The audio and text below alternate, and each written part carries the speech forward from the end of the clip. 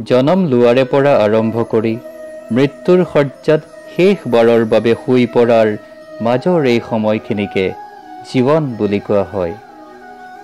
এই জীৱন বোলা সময়ছোৱাত সকলো মানুহেই সংঘৰ্ষ কৰিবলগীয়া হয়।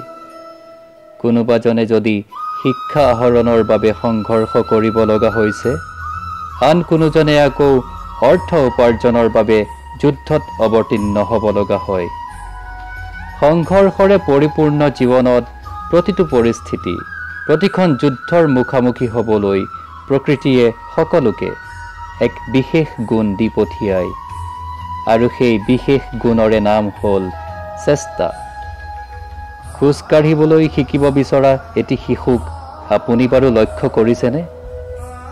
অবুজ তেনে এটি শিশুৱে একো ক'বও নোৱাৰে, আপোনাৰ কথা বুজিবও নোৱাৰে, কিন্তু সেই নিষ্পাপ অবুজ শিশুটোৱে চুচৰি চুচৰিয়েই আপোনাৰ ঘৰৰ প্ৰতিটো কোঠালৈ সোমাবলৈ চেষ্টা কৰে, চাবলৈ চেষ্টা কৰে ঘৰৰ প্ৰতিটো কোণ। এটা সময়ত শিশুটোৱে অ'ত ত'ত ধৰি ধৰি থিয় হ'বলৈ চেষ্টা কৰে। তেনেদৰে থিয় হ'বলৈ যত্ন কৰি শিশুটো বহুবাৰ বাগৰিও পৰে, কিন্তু সি চেষ্টা এৰি নিদিয়ে, আৰু এটা সময়ত সি নিজৰ ভৰিত থিয় হ'বলৈ শিকিহে এৰে। শিশুটোৰ এই সফলতাৰ কাৰণ হ'ল তাৰ ভিতৰত থকা যুঁজাৰু মনটো।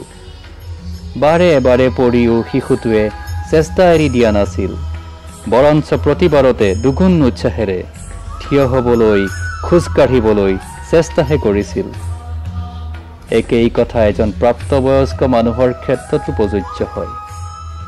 জীৱনত এজন মানুহে প্ৰতিটো কামতে একেবাৰতে সফলতা লাভ কৰিব লাগিবই বুলি কোনো কথা নাই। আচলতে বিফলতা সফলতাৰ এটা অংশ।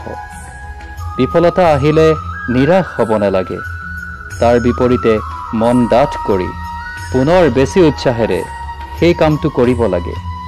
মনত ৰাখিব, মনেৰে হাৰ মানি নল'লে আপুনি এদিন বিজয়ী হ'বই।